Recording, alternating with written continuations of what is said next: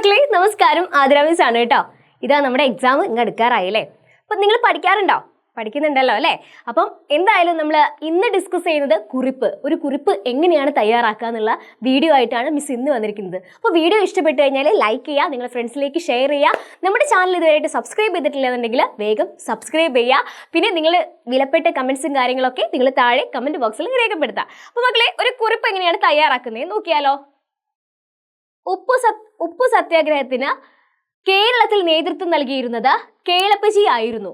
കേരള ഗാന്ധി എന്ന അപരനാമത്തിലാണ് അദ്ദേഹം അറിയപ്പെട്ടിരുന്നത്. ദണ്ഡിയാത്രയുടെ മാതൃകയിലാണ് കേളപ്പജി സത്യാഗ്രഹത്തിന് നേതൃത്വം നൽകിയത്. നാം ചങ്ങല പൊട്ടിച്ച കഥ. പയ്യന്നൂരിൽ കേളപ്പജിയുടെ നേതൃത്വത്തിൽ നടന്ന ഉപ്പു സത്യാഗ്രഹത്തെക്കുറിച്ച് വിവരങ്ങൾ ശേഖരിച്ച് ഒരു കുറിപ്പ് തയ്യാറാക്കുക.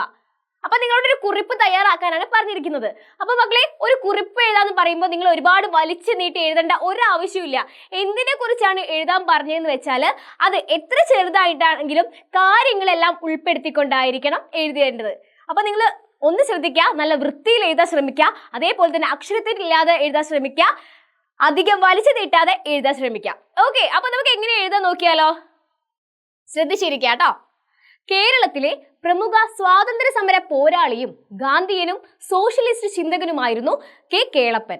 ഗാന്ധിജിയുടെ വ്യക്തിഗത സത്യാഗ്രഹ പ്രസ്ഥാനത്തിലേക്ക് അദ്ദേഹം തെരഞ്ഞെടുത്ത ആദ്യത്തെ കേരളീയനായിരുന്നു കേളപ്പൻ. അദ്ദേഹത്തിന്റെ നേതൃത്വത്തിൽ പയ്യന്നൂരിലായിരുന്നു ഉപ്പു സത്യാഗ്രഹം നടന്നത്. 1930 ഏപ്രിൽ 13 കോഴിക്കോട് നിന്നാണ് ഇദ്ദേഹത്തിന്റെ നേതൃത്വത്തിലുള്ള സംഘം പയ്യന്നൂരിലേക്ക് പുറപ്പെട്ടത്.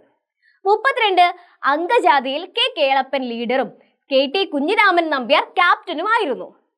മൊയ്യാരത്ത് കുഞ്ഞിശങ്കരൻ മേനോൻ, P കുമാരൻ, CH ഗോവിന്ദൻ എന്നിവരുടെ നേതൃത്വത്തിലാണ് വഴിയിൽ വരവേൽപ്പ് ഒരുക്കിയത്. 25 ജാഥ പയ്യന്നൂരിലെത്തി. പിറ്റേന്ന് ജാഥ ഉളിയത്ത് കടവിലേക്ക്.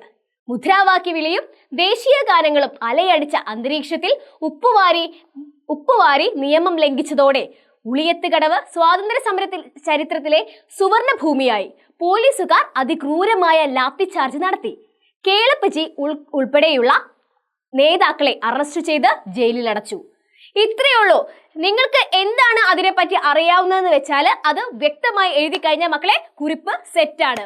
അപ്പം ഇങ്ങനെ ഒരു ചോദ്യം നിങ്ങൾക്ക് എക്സാമിന് ചോദിച്ചു കഴിഞ്ഞാൽ ഇതേപോലെ മിസ് പറഞ്ഞതുപോലെ നിങ്ങൾ എഴുതി കഴിഞ്ഞാൽ മക്കളെ നിങ്ങൾക്ക് മാർക്ക് ഉറപ്പാണ്. അപ്പോൾ എന്തായാലും വീഡിയോ ഇഷ്ടപ്പെട്ടാൽ ലൈക്ക് ചെയ്യുക, ഷെയർ ചെയ്യുക. നമ്മുടെ ചാനൽ ഇതുവരെയായിട്ട് സബ്സ്ക്രൈബ് ചെയ്തിട്ടില്ല എന്നുണ്ടെങ്കിൽ ചാനൽ സബ്സ്ക്രൈബ് ചെയ്യാൻ മറക്കല്ലേ. പിന്നെന്താ പറയാനുള്ളത്, യെസ്, മിസ്സിന്റെ ക്ലാസ്സിന്റെ അഭിപ്രായങ്ങളും കാര്യങ്ങളും ഒക്കെ നമ്മൾ താഴെ കമന്റ് ബോക്സിൽ രേഖപ്പെടുത്താം. ഓക്കെ, അപ്പോൾ അടുത്ത ദിവസം അടുത്ത വീഡിയോ ആയിട്ട് വരുന്നതായിരിക്കും. അതുവരേക്കും മക്കളെ, ബൈ.